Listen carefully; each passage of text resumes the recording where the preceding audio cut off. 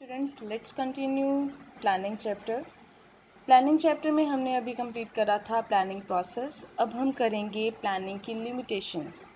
हम ये कह रहे थे कि प्लानिंग में सीक्वेंस ऑफ जो है हम प्रोसेस स्टेप्स हैं उसको फॉलो करते हैं। हम लोग ऑल्टरनेटिव्स देखेंगे, उसको इवेलुएट करेंगे, then we will select, then we will implement. तो ये सब कुछ करना, क्या ये एग्जैक्टली सेम रहेगी सिचुएशन?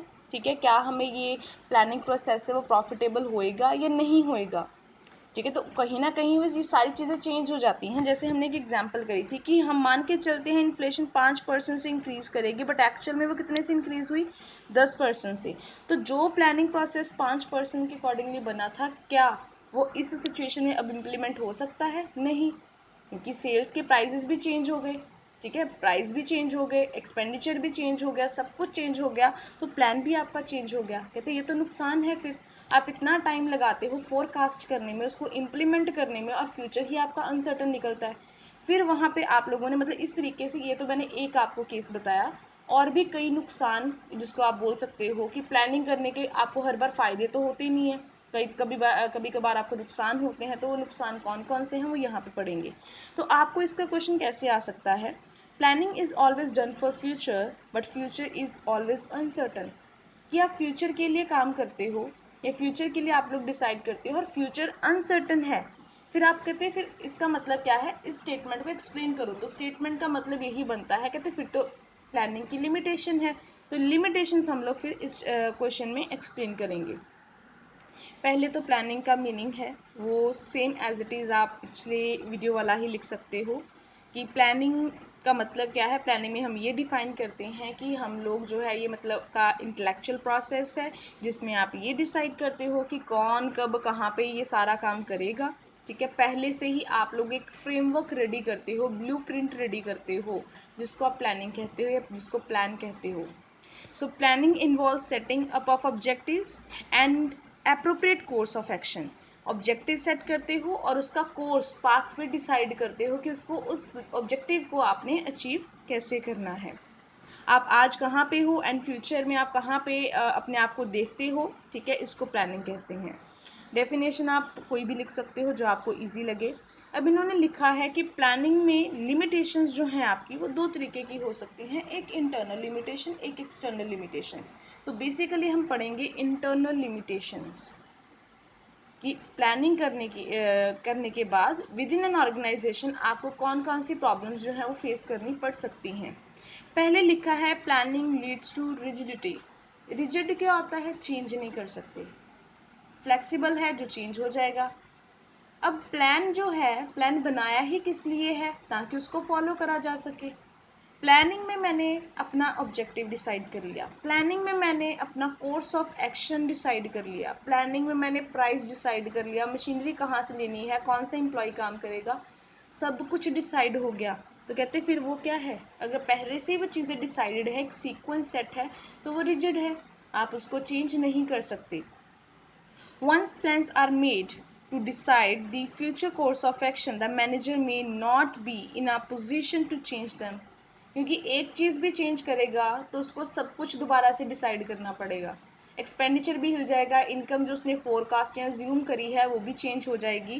तो कहते बहुत सारी चीज़ें जो हैं वो एक दूसरे के साथ कॉन्ट्राडिक्ट करनी स्टार्ट कर देंगी। इसलिए कहते हैं कि हमेशा आपका जो प्लान है वो इस तरीके का होना चाहिए कि आप उसको चेंज कर सको। बट प्लानिंग प्रोसेस में आपको ये बहुत लिमिटेशन फेस करनी पड़ती है कि वो क्या है? रिजिड है। अब यहाँ पे इन्होंने एक एग्जांपल दी है, following pre decided plan when circumstances are change may not bring positive result for organisation. कोई भी डिसाइडेड प्लान है, कोई भी एग्जांपल ले लो, 5% 10% वाला, जिस तरीके का भी आपने लेना है। कहते कोई भी प्लान आप डिसाइड करते हो, अगर सिचुएशन चेंज हो गई तो वो आपको पॉजिटिव रिजल्ट नहीं देता। गलत फिगर लेके प्लानिंग करोगे तो गलत रिजल्ट आएगा ना। ठीक है, तो इसलिए लिखा है कि अगर आपने पहले से कोई चीज़ें डिसाइडेड करी हैं और फिगर्स चेंज हो गई, या जिसको मैं बोलूँ in other words price change हो गया, डिमांड चेंज हो गई, तो आपका रिजल्ट भी क्या आएगा? खराब आएगा। So change in circumstances lead to negative results. आगे लिखा है planning may not work in dynamic environment. Dynamic क्या होता है? जो चेंज होता रहता है। पहले मैंने बोला है कि प्लान जो है वो रिजिड है। क्यों? आप उसको सेम तरीके से ही फॉलो करोगे, जैसे बनाया है आपको उसी तरीके से फॉलो करना पड़ेगा। सिचुएशन चेंज हो गई तो आपका प्लान जो है वो एग्जीक्यूट नहीं होने वाला, नुकसान हो जाएगा अगर सेम प्लान फॉलो करते रहे तो। अब यहाँ पे प्लानिंग में not work in dynamic environment. अगर आपका कोई ऐसा है, जैसे मैं टेक्नोलॉजी में डील करती हूँ, आईटी इंडस्ट्री में काम करती हूँ, तो आईटी इंडस्ट्री में हर रोज़ कोई ना कोई नई इनोवेशन आ जाती है, क्रिएटिविटी लोग दिखाते हैं, नए वर्जन आ जाते हैं, नई अपडेट आ जाती है। तो उस केस में मैं क्या प्लान बनाऊँगी फिर? कहते हैं अगर आपका कोई ऐसा इंडस्ट्री, कंपनी, फैक्ट्री है जिसमें आपको लगता है कि चेंजेस बहुत जल्दी आते हैं, तो वहाँ पे प्लान वर्क करेगा ही नहीं। तो ये तो प्लानिंग की लिमिटेशन है कि अगर आप पहले से प्लान बना रहे हो तो वो सेम तरीके से एग्जीक्यूट नहीं होएगा। यहाँ जैसे उन्होंने लिखा है कि बिजनेस इन्वायरमेंट, आप लोगों ने सारा चैप्टर करा है। अगर इकोनॉमी में rate of interest, demand, price change हो गया तब भी नुकसान। गवर्नमेंट आप लोगों की साल बाद, 2 साल बाद, 3 साल बाद रूल नए निकाल रही है तब भी आपको नुकसान। कभी जीएसटी लगा देती है, कभी डिमोनेटाइजेशन कर देती है, तो ये तो बहुत ज़्यादा वो चेंज कर रहे हैं। सोसाइटी में इनका कल्चरल, ठीक है, प्रेफरेंस, टेस्ट, ये चेंज हो रहा है लोगों का। ठीक है, लोग जो है पहले कुछ मांगते हैं, चीज़ें कंपनी ने प्रोड्यूस कर दी, फिर उनकी डिमांड ही चेंज हो जाती है। आगे लिखा है टेक्नोलॉजी, अभी मैंने टेक्निकल की बात करी है, लीगल में रूल्स एंड रेगुलेशंस की बात करी है। ये चीज़ें कहते हैं जितनी जल्दी चेंज होएंगी उतना ही प्लानिंग को एग्जीक्यूट करना या प्लानिंग प्रोसेस को एग्जीक्यूट करना आपके लिए क्या है, मुश्किल है।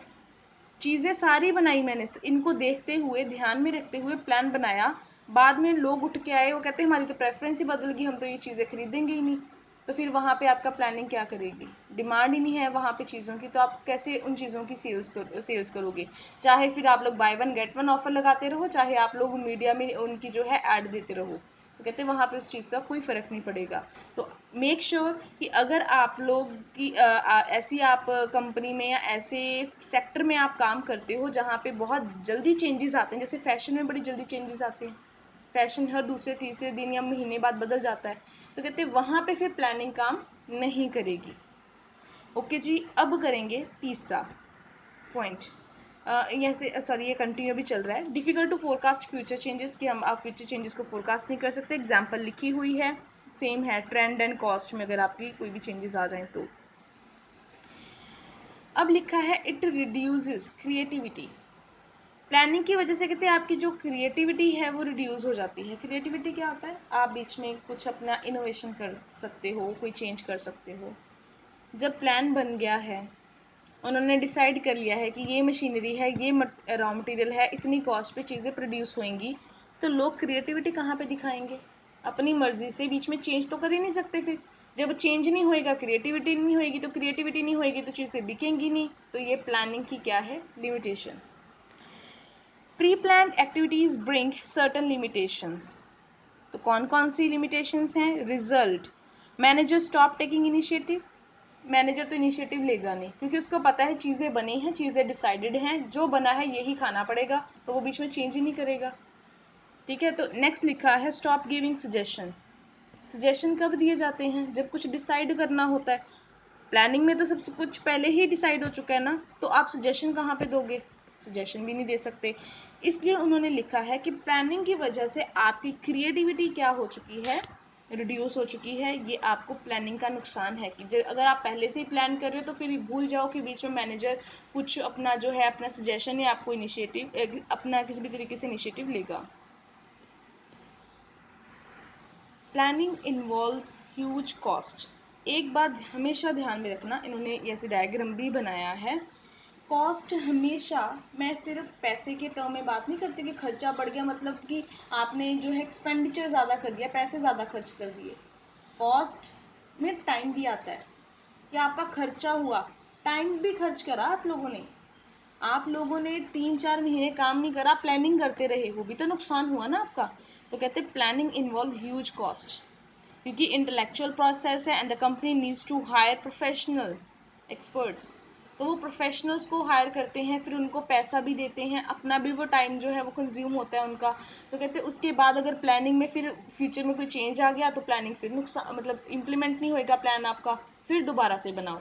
तो ये बार बार आपको खर्चा करना पड़ता है इस चीज़ में, ठीक है। So company has to spend lot of time and money to collect accurate facts and figures, क्योंकि आप लोगों ने कुछ रिज्यूम करना है, कुछ पास्ट एक्सपीरियंस के बेसिस के ऊपर या पास्ट रिकॉर्ड्स आप लोगों को चाहिए, तो खर्चा तो होएगा। तो दोनों टर्म्स में आप लोगों ने लिखना है कि आपका दोनों टर्म्स में खर्चा हो सकता है।